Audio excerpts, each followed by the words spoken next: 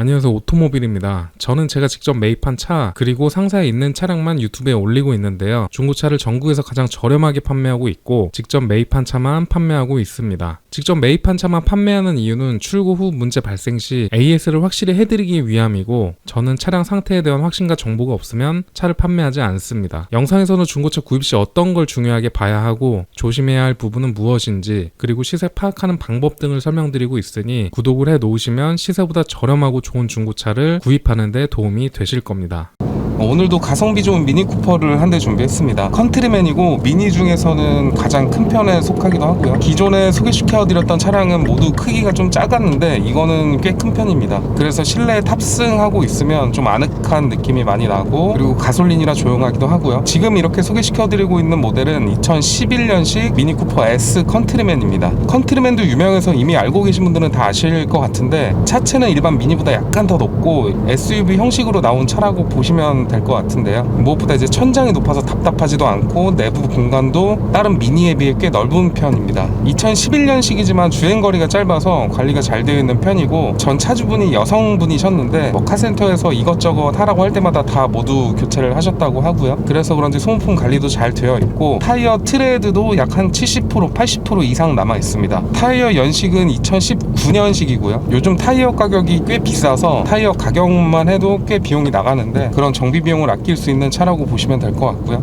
무엇보다 1000만원 초반이고 연식은 낮지만 컨디션이 매우 우수한 차량으로 보시면 되겠습니다. 물론 디젤도 연비가 좋고 좋지만 가솔린은 엄청 부드럽고 조용하기도 하고요. 미니인데도 그렇게 생각보다 시끄럽지도 않고 승차감도 다른 미니에 비해 좋은 편입니다.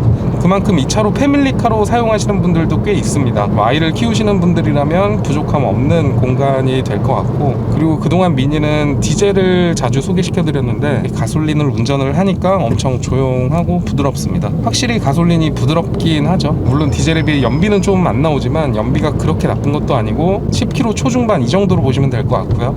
배기량은 1600cc이기 때문에 아반떼나 다른 준중형 차급 이런 차량들과 비슷하다고 보시면 될 것 같습니다. 아까도 설명을 드렸지만 전 차주분이 여성분이셨는데 굉장히 깔끔하게 타오셨고요. 썬팅도 새로 하셨다고 하는데 꽤 비싼 좋은 제품으로 하셨다고 합니다. 모든 중고차를 사게 되면 이것저것 그래도 들어가는 비용이 꽤 생기기 마련인데, 이 차량 같은 경우에는 타이어 트레드도 많이 남아있고 썬팅도 다시 할 필요도 없고요. 더군다나 운전을 했을 때 하체 잡소리가 나지 않는다는 점, 그리고 누유도 없다는 점이 이 차량의 가장 큰 장점입니다. 누유가 없더라도 이렇게 시운전을 했을 때 잡소리가 나는 것들이 꽤 있습니다. 그렇기 때문에 중고차 구입을 할 때는 꼭 시운전을 하셔야 하고요. 차량의 외관을 보면 그냥 순정 상태입니다. 흰색이고 디자인이 굉장히 독특하고 이쁘죠. 다른 미니랑 디자인이 비슷한 것 같으면서도 컨트리맨만이 가지고 있는 그런 디자인이라고 보시면 될 것 같고요. 그리고 파노라마 썬루프가 적용되어 있습니다. 뒷좌석에 앉더라도 확실한 개방감이 있고요. 무엇보다 이 차도 가성비가 좋은 차량이기 때문에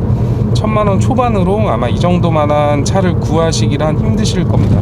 예를 들어 국산차로 보면 1000만원대라고 해도 이렇게 파노라마 썬루프가 있고 디자인도 이 정도 하고 성능도 이 정도 하고 이런 차들이 거의 없다고 보시면 될 것 같은데요. 그래서 가성비로 소개시켜드리는 차량이고, 요즘은 국산차와 수입차의 그 수리비가 꽤 많이 나지도 않습니다. 그렇기 때문에 유지 부담도 요즘은 없는 편이고, 만약에 아는 카센터가 없으시다면 제가 아는 카센터를 소개시켜 드릴 수도 있는데, 정비 비용이 일반 국산차와 크게 다르지 않기 때문에 그런 걱정은 하지 않으셔도 될 것 같고요. 다음으로 이제 성능 기록부를 보면 완전 무사고 차량은 아닙니다. 운전석 뒷 도어 단순 교환만 있는 무사고 차량이고요. 그리고 보험 이력을 보면 100만원 후반대 금액이 잡혀 있는데, 이거는 문짝을 교체하면서 발생한 비용이라고 보셔도 될 것 같고요. 단순 교환이기 때문에 주행에 영향이 미치는 것도 없고, 그리고 나중에 대파실 때도 시세가 그렇게 많이 차이 나지도 않으실 거고요. 제가 유튜브로 많은 차량들을 소개시켜 드리고 있지만 낮은 연식 같은 경우에는 좀 소개시켜 드리기가 꺼려지기도 합니다.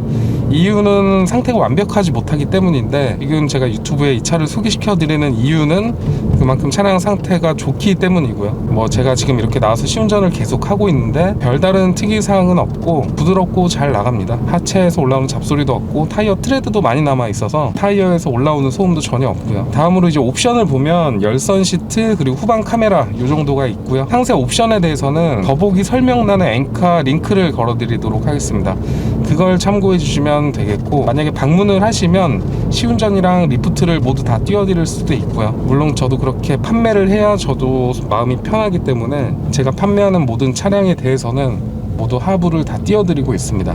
제가 이렇게 영상을 찍는 이유는 시운전 영상을 좀 보여드리려고 찍는 거고, 자세한 사진이나 아니면은 성능 그리고 보험 이력 같은 경우는 엔카 사이트를 참고해 주시면 될 것 같고요. 끝으로 이 차는 국민참여매단지 공항점에 전시가 되어 있고, 보시다가 궁금하신 점은 언제나 문자나 전화 주시면 친절하게 상담을 해드리도록 하겠습니다.